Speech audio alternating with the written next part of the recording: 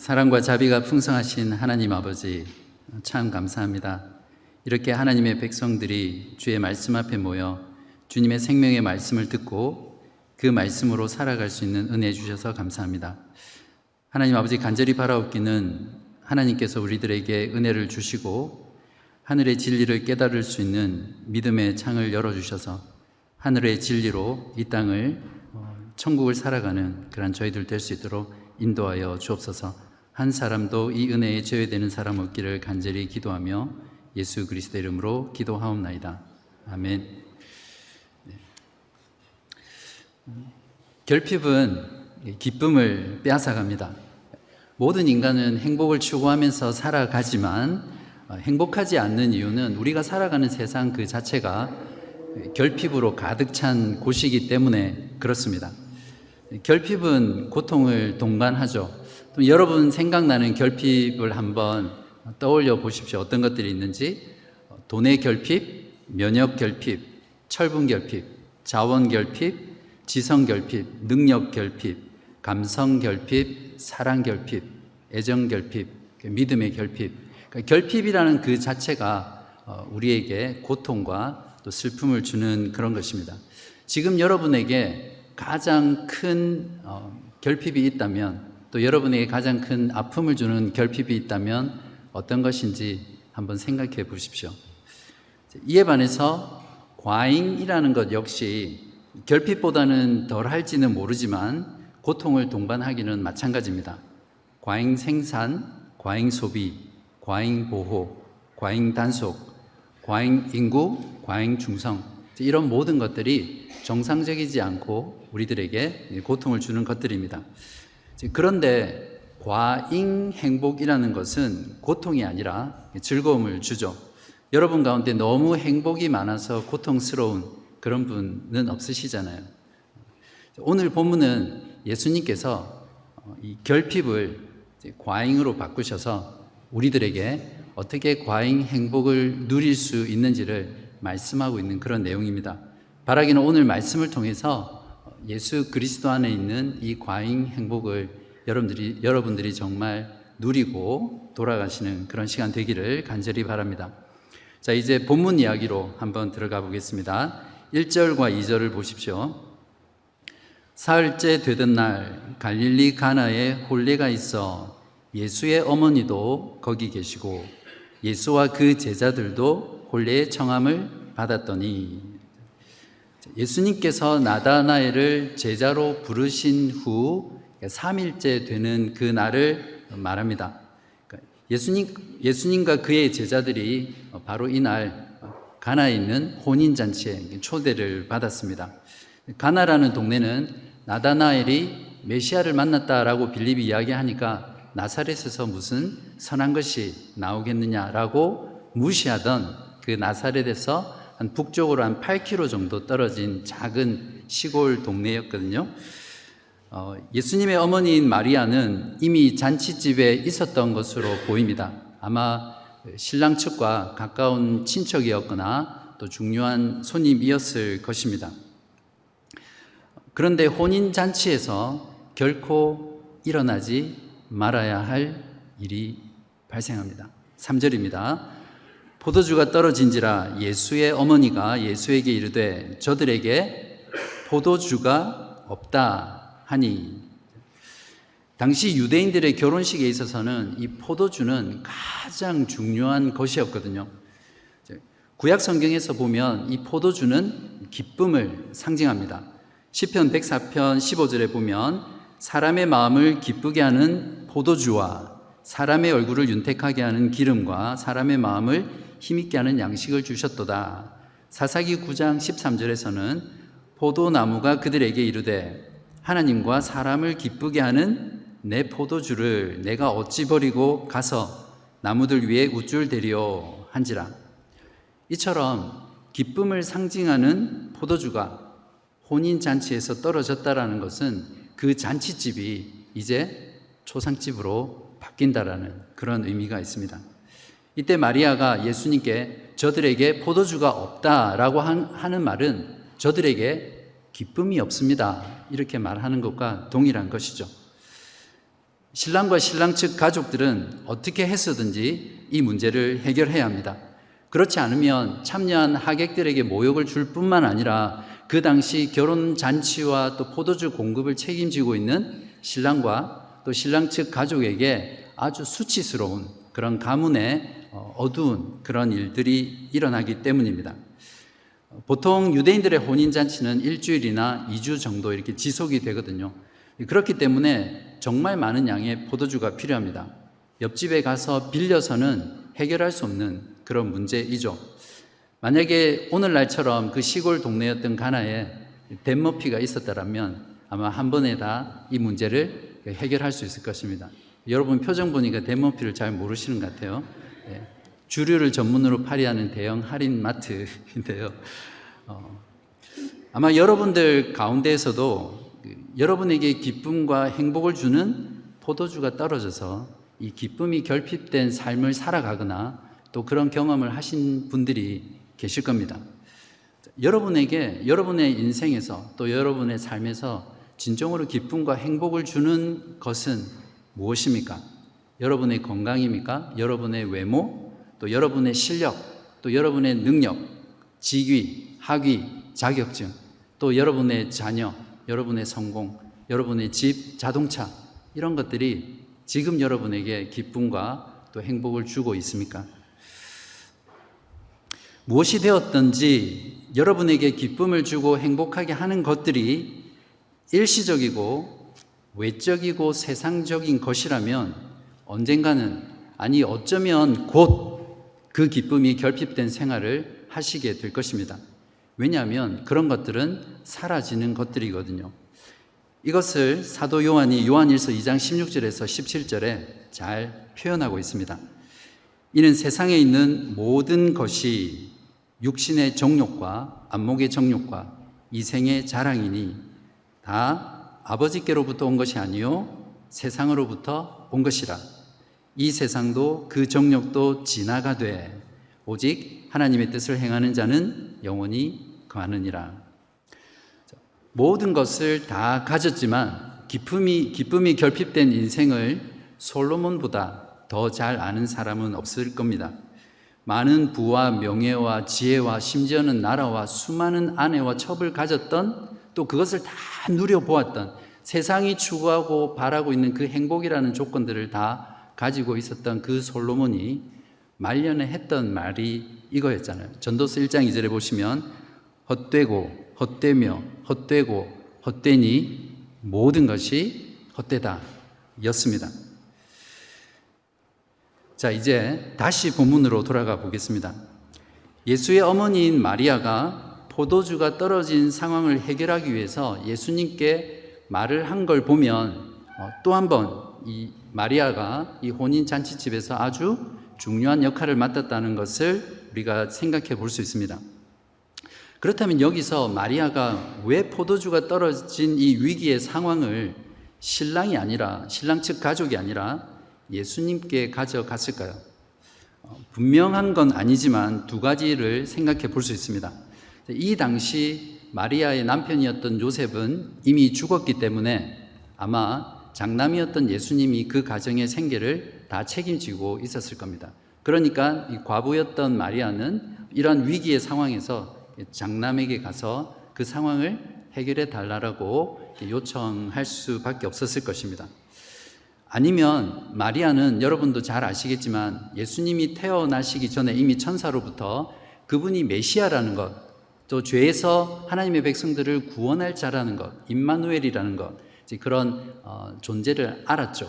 그리고 태어날 때도 요셉과 또 자신의 어떤 부부 관계를 통해서 태어난 것이 아니라 성령을 통해서 잉태됐다는 그 메시아를 알았기 때문에 주님께 가서 주님께서 이제 그 메시아의 능력으로 이 위기의 상황을 좀 해결해 달라라는 그런 마음으로 부탁했을지도 모릅니다.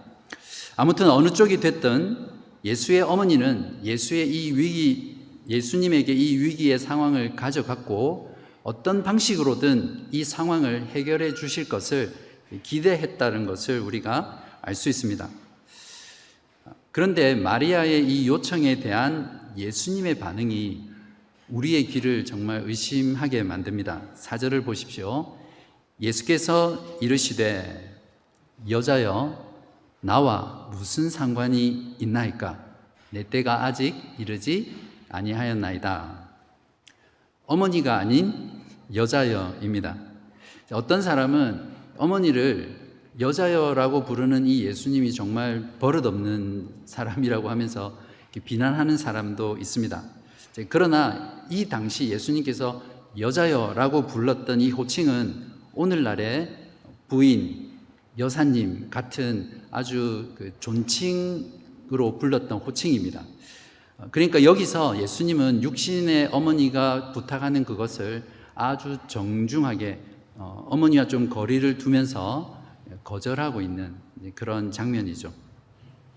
나와 무슨 상관이 있나이까? 라는 것은 원어를 보면 그것이 저와 또 당신에게 무엇입니까? 이런 뜻이거든요. 그러니까 포도주가 떨어진 것은 신랑 측의 문제이지 왜 저나 어머니가 고민하십니까? 저는 그 부탁을 들어줄 수 없습니다. 그런 의미가 포함되어 있습니다.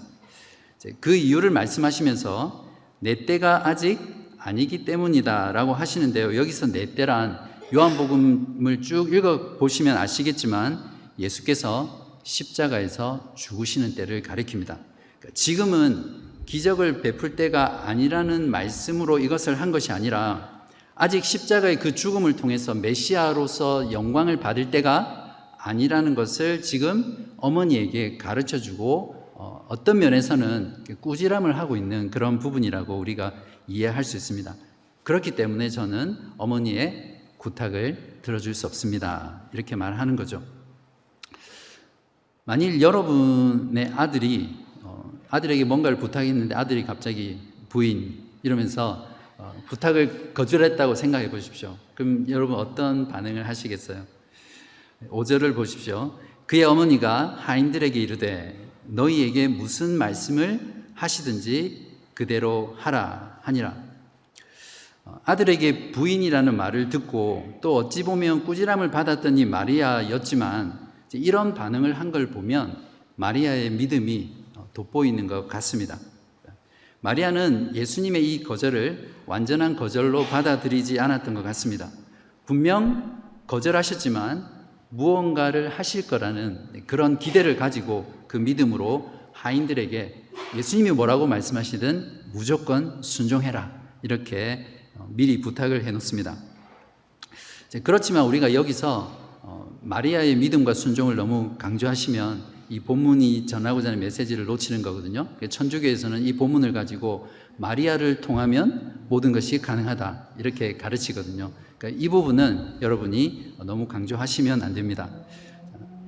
자, 이제 드디어 예수님께서 이 포도주가 떨어진 위기의 상황에 개입을 하십니다.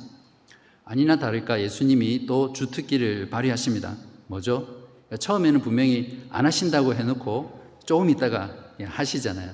그게 예수님의 특기인데 이번에도 어김없이 그 특기를 발휘하십니다.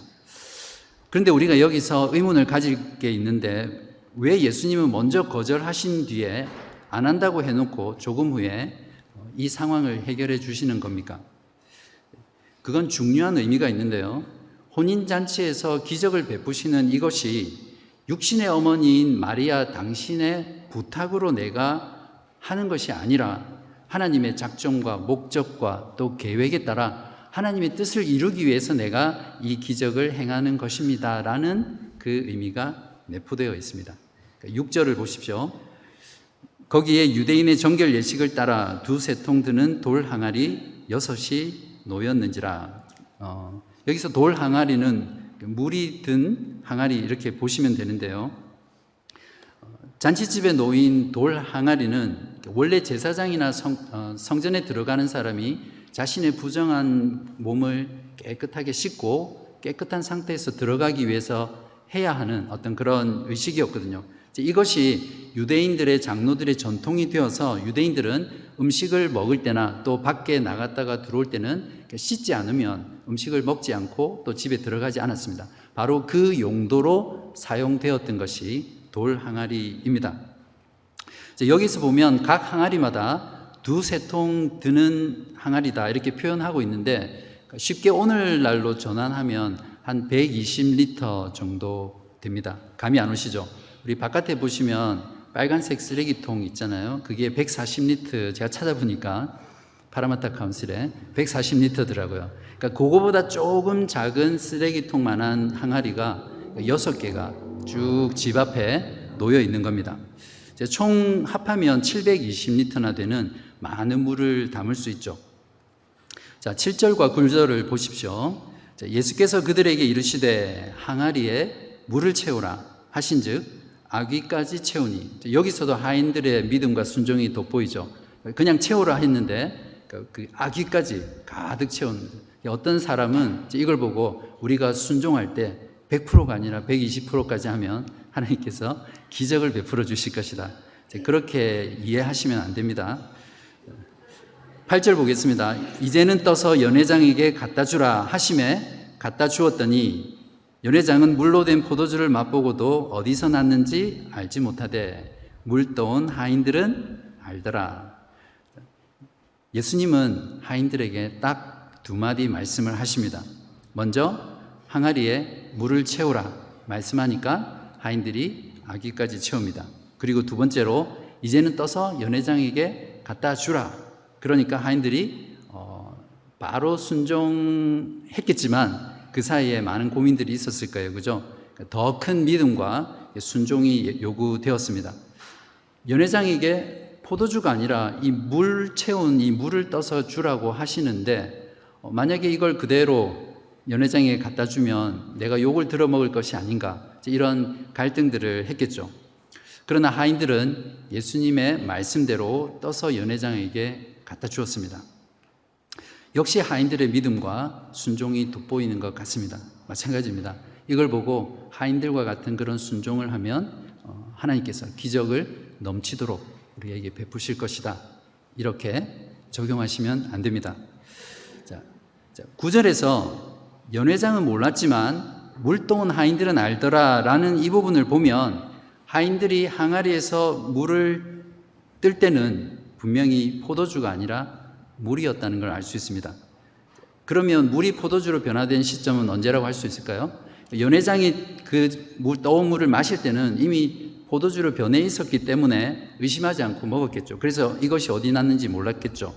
물 떠온 하인들은 그걸 알았다는 것은 물을 뜰 때는 분명히 물이었는데 그것을 가지고 가는 동안 포도주로 변화되었다. 이렇게 보는 것이 가장 제가 보기에는 타당한 것 같습니다.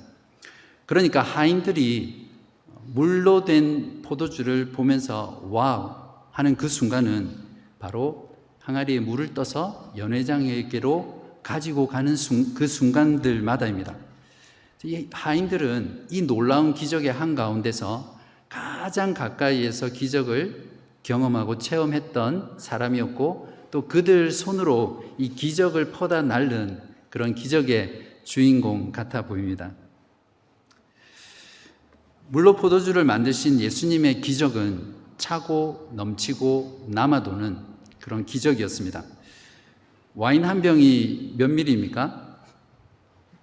여러분 다 와인을 안 드시기 때문에 잘 모르는 것 같은데 750ml입니다. 제가 확인을 했거든요. 보통 세 사람이 한 병을 비운다고 가정을 하면 720리터 나누기 0.75리터 하면 와인이 960병 나옵니다. 여기에 3명이 먹으니까 한 병당 3을 곱하면 2880명이 먹을 수 있는 양이 700리터의 양입니다. 아무도 안 놀라시네요.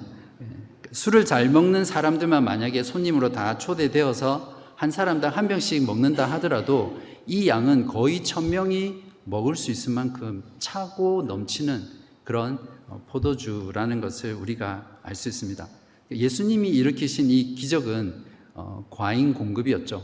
어쩌면 그 가나의 이 예수님의 과잉 생산 때문에 포도주 값이 전부 다 떨어지지 않았을까, 그런 생각도 해봅니다.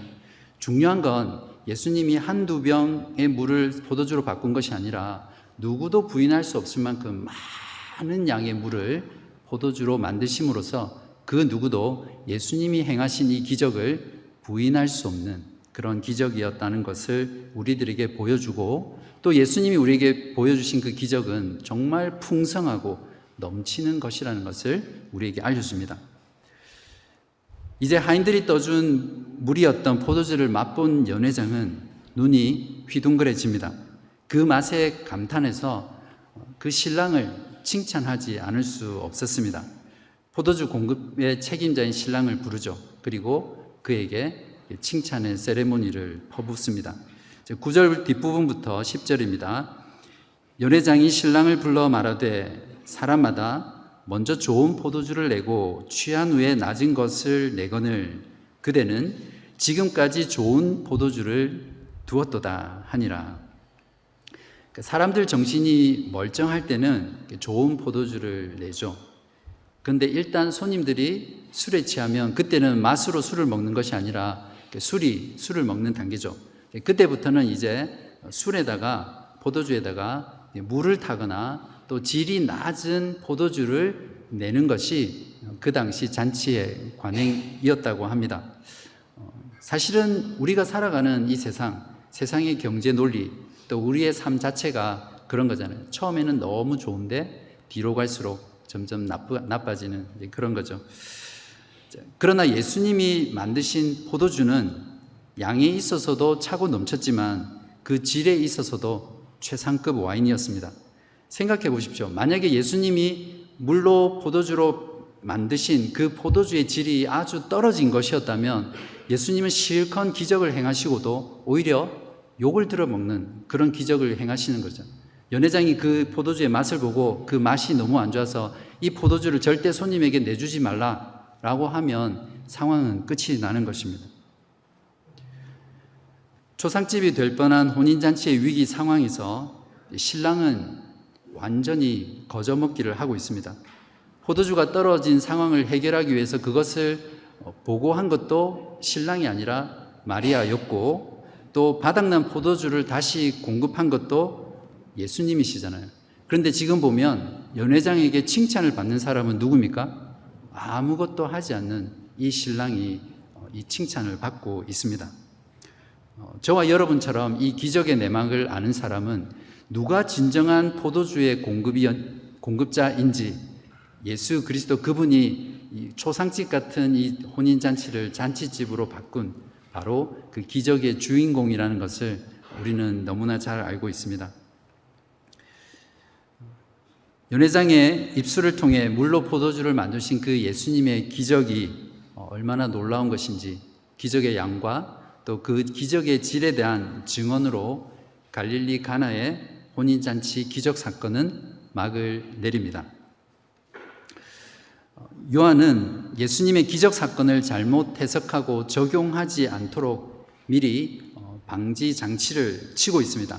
우리에게 이 첫 기적, 가나의 이 기적을 어떻게 이해하고 어떻게 해석하고 적용해야 할지를 요약해서 정리하면서 오늘 이야기를 마치고 있습니다.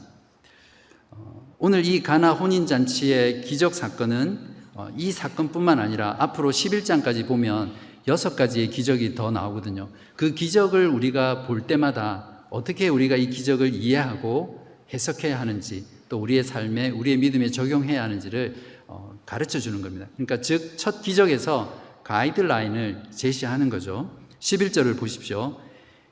예수께서 이 첫 표적을 갈릴리 가나에서 행하여 그의 영광을 나타내심에 제자들이 그를 믿으니라. 요한은 기적이라는 표현 대신 표적이라는 단어를 씁니다. 표적이란 영어로 사인인데 여러분이 운전하다가 보면 도로에 표지판이 있잖아요. 바로 그 표지판의 역할을 하는 것이 표적이라는 거죠. 그러니까 기적은 그 기적 자체의 의미가 있는 것이 아니라 그 기적이 가리키는 어떤 방향, 어떤 메시지, 어떤 목적, 그것들을 보아야 한다는 겁니다. 그래서 우리가 그것을 보지 않고 기적에 집중하는 것은 잘못된 신앙을 만들어내죠.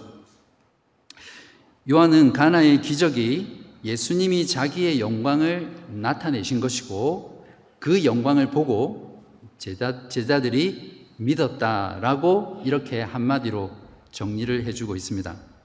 이것이 오늘 가나의 기적 사건의 진정한 의미이고 목적이고 또 우리가 그것을 통해서 어떻게 해야 할지를 보여주는 것입니다.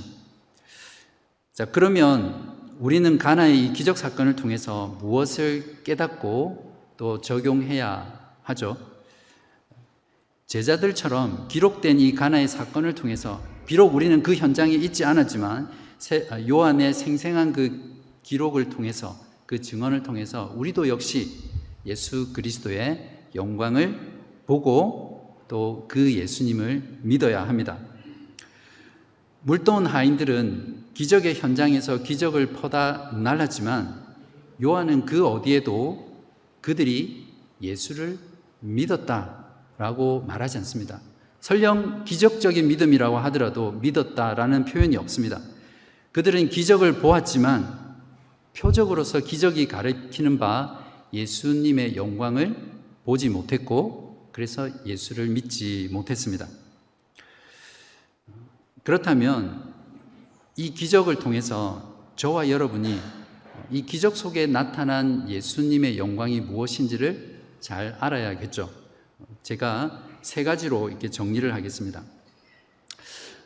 구약 성경에서 먼저 하나님의 영광이란 하나님이 능력으로 인간이 볼 수 있게 나타나는, 이걸 조금 어려운 말로 현현이라고 하는데, 인간이 볼 수 있게 나타나는 하나님의 능력, 그것을 하나님의 영광이라고 표현합니다.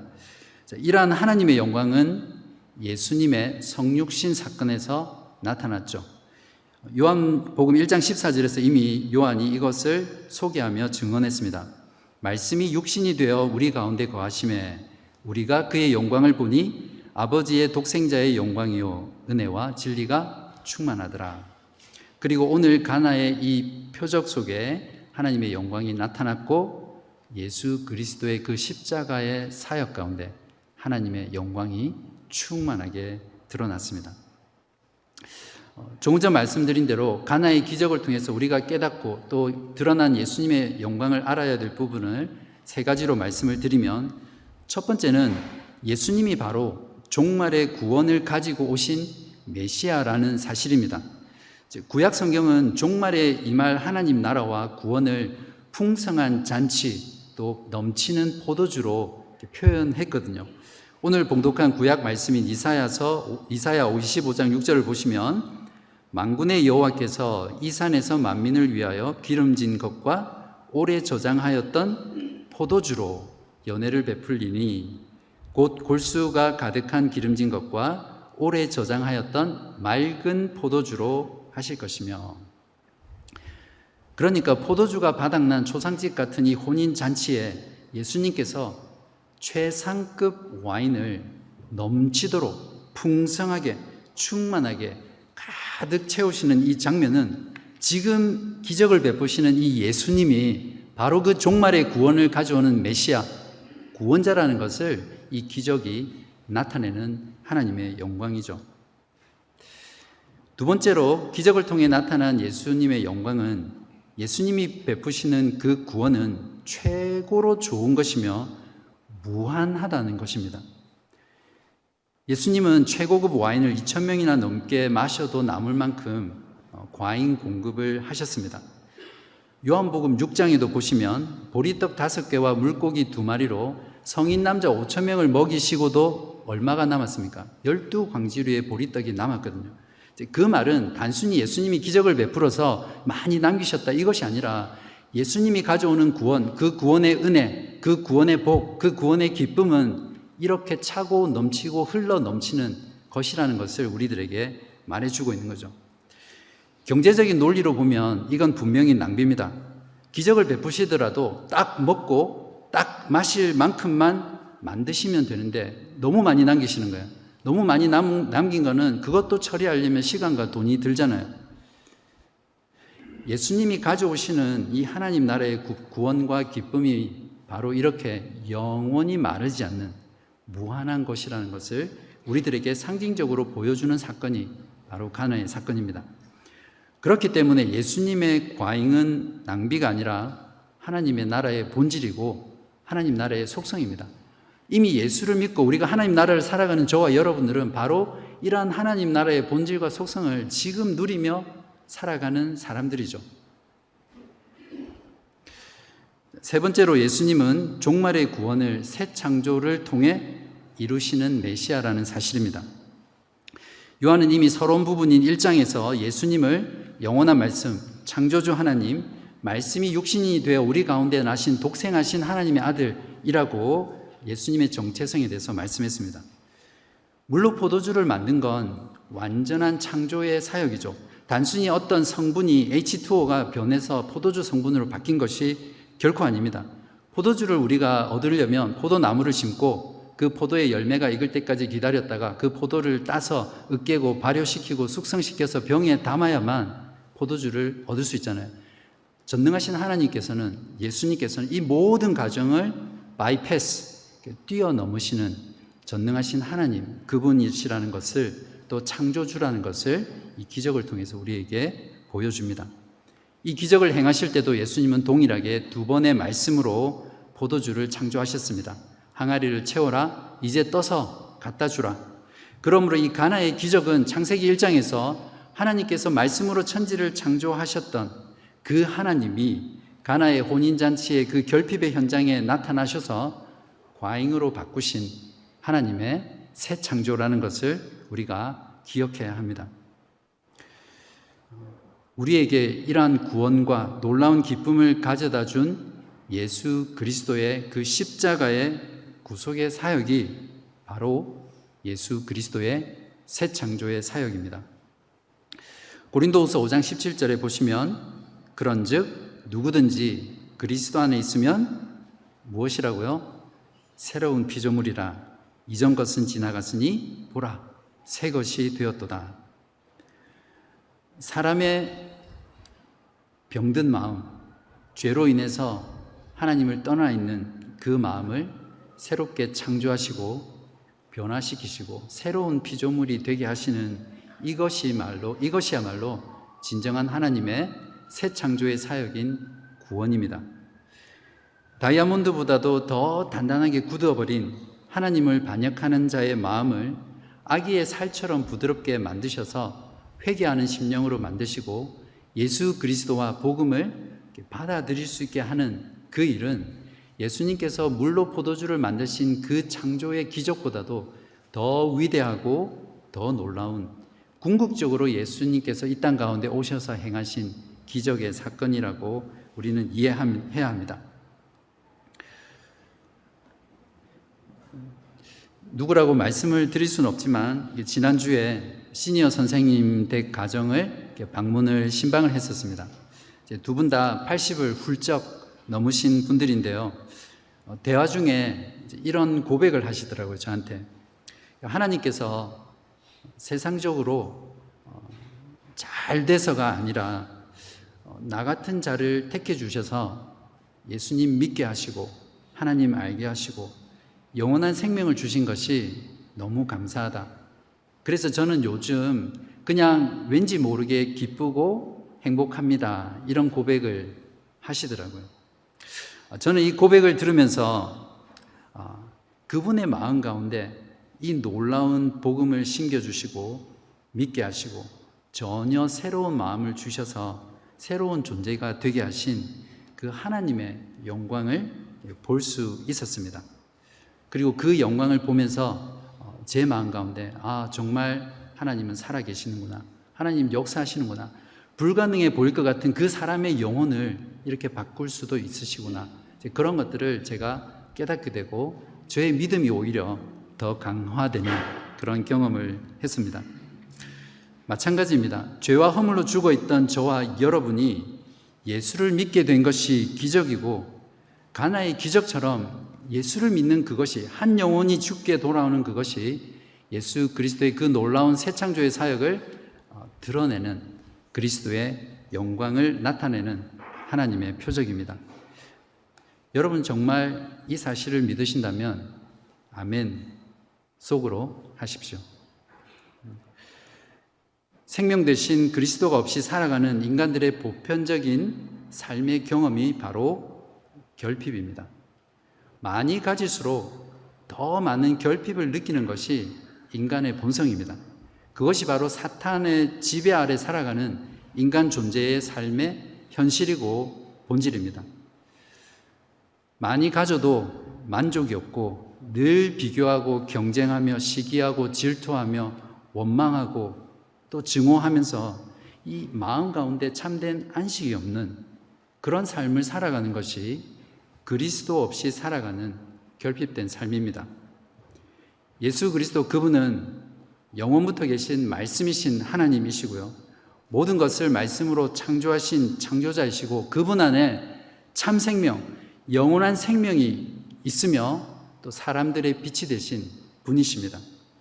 그러므로 예수 그리스도가 가져오신 구원의 나라는 결핍이 없고 또 그 결핍이 없어 결코 불행하지 않는 행복의 나라이죠. 왜냐하면 예수 그리스도께서 최상의 기쁨과 또 최상의 만족과 최상의 구원을 무한히 우리들에게 공급하시기 때문입니다. 저와 여러분이 예수 그리스도를 영접하고 그 이름을 믿을 때 채워도 채워지지 않는 그런 결핍의 삶으로부터 떠나게 되고요. 비워도 비워지지 않는 그런 과잉의 행복을 누리며 살아갈 수 있습니다.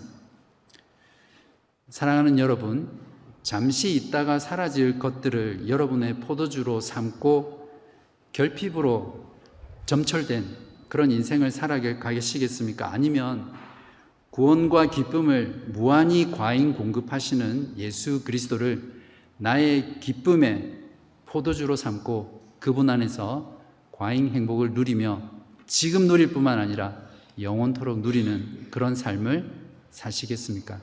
기도하시겠습니다.